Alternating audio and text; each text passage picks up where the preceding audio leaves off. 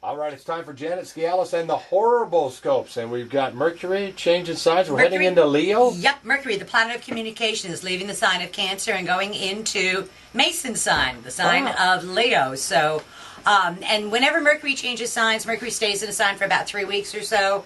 And that's where our attention is focused and where we do our most communicating. So when it changes signs, it changes your focus from one area to another. So I thought I would go through all 12 signs and they could see where that focus was going to be.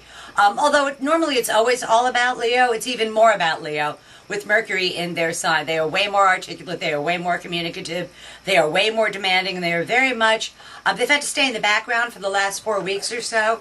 And so now what they're going to do is going to be very, very opinionated and very, very articulate in the words. You're actually going to have to rip their fingernails out to get them to shut up, to get them to stop talking. So for Virgos, not so much. Virgos have to be really careful not to stick their delicate size 6s in their mouth because Mercury is in their 12th house of their own undoing. They will have a hard time keeping their opinion to themselves. And to Virgos everywhere, I say, if nobody asks you, don't volunteer it because no good can come of it. You can only get in trouble with it.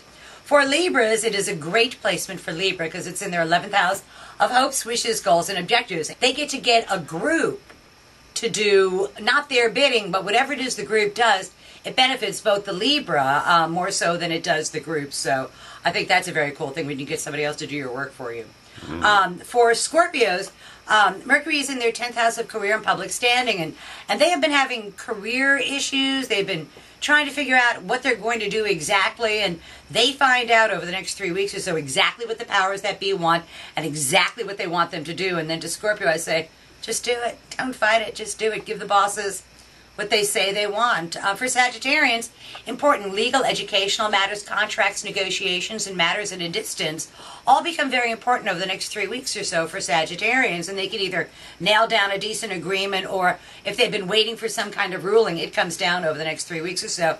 And it's very favorable to the Sagittarian. And to Sag, as I say, if you've won, stop. Don't go any further. For Capricorns, it's in their 8th house of other people's resources flowing their way. For Capricorns, it's all about the unearned income, not the money that they make, but the resources they share with others, their partners' resources, insurance, inheritance. For Capricorns, money almost falls out of the sky on them. So if I was a Capricorn, I'd probably buy a lottery ticket or two.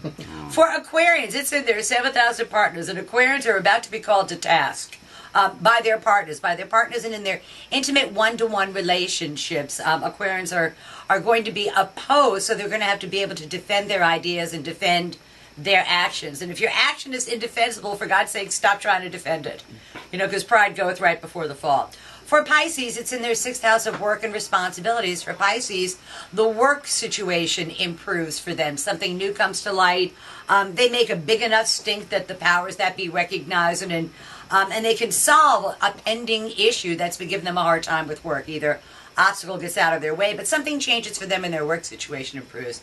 For Aries, they just want to have fun. Not only do they want to have fun, but they want to have fun by being around younger people, which is always fun in and of itself. Romance, love affairs, children, sports, amusements, pleasures.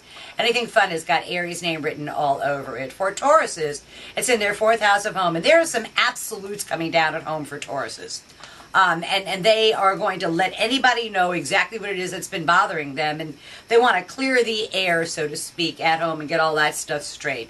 For Geminis, the pace of their day-to-day living picks up to warp speed, and they've got places to go, people to see, things to do, phones ringing, faxes going, communications. It's a very busy time for Gemini, and they have to work to stay ahead of the power curve. For Cancers, it's in their 2nd house of money, and they spend money like it's going out of style. And they also get an opportunity to make more money because they've been complaining that they need to make more money. And they actually get that opportunity over the next 3 or 4 weeks or so. So that's tomorrow's news today for the 12 signs of the zodiac with Mercury going into the sign of Leo.